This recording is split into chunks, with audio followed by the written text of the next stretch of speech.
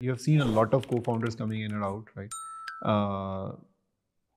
I want to know about it. Like, what are the few main challenges, even in the current time, the co-founders face right away?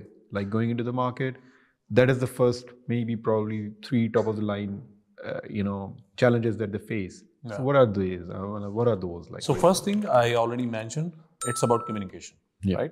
They are not communication with their customers, communication with their stakeholders, different. They are not able to present in a better way, right? But that is some sort of their internal skill, I would say. That is something that I would definitely ask you after I this. agree, but it's a prerequisite of startup. Yeah. Right? Yeah. If you are not able to, like, in general, we say that if you are able to communicate your idea to a 5-year-old child, then this is gonna be hit, right?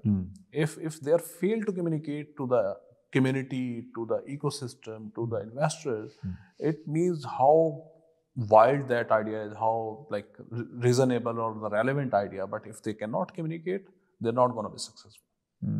The communication is the first element. They need to work on that. That how simple and easiest way they can communicate their idea, right? They should, in short way, in crisp way. Nowadays we say that we conduct a founder institute hot seat round, right? Yeah. So we have shrinked our pitch to the 1 minute 30 second, right? So elevator pitch, right? So if you cannot communicate your idea in 30 seconds to any investors or the business community, so it means you're going to fail. You're not going to get another chance for that. Right? So communication is first, right? Yeah.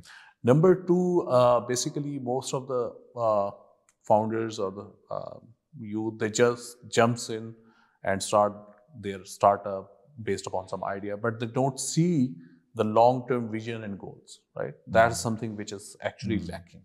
They don't have knowledge. As a founder, they have to wear multiple hats, right?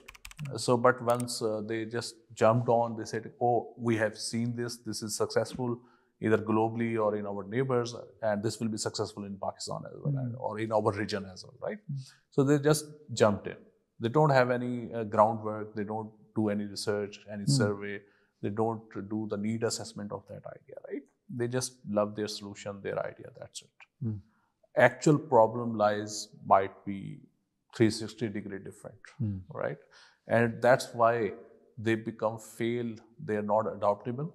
They are late in pivoting their ideas, right? That's another factor for them. It's something like that. They just got. They just think that we have thought it off in library, in a cafe with the friends, and this will be successful, without realizing actual ground realities, actual research. Right? That's another factor. Last but not the least, I think you asked top three reasons for that.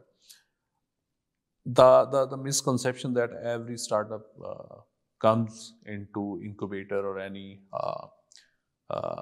accelerator, any ecosystem, they comes with a mindset that we go into the startup ecosystem and all the facilitator or the enabler, they will provide us some chunk of money.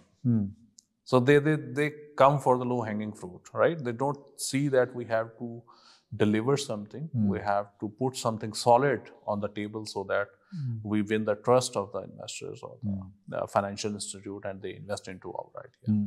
So that's the basically misconception that hindering or challenge, you can say, that hindering the overall ecosystem growth, right? We have seen many like great ideas, right? But they always waited for some money.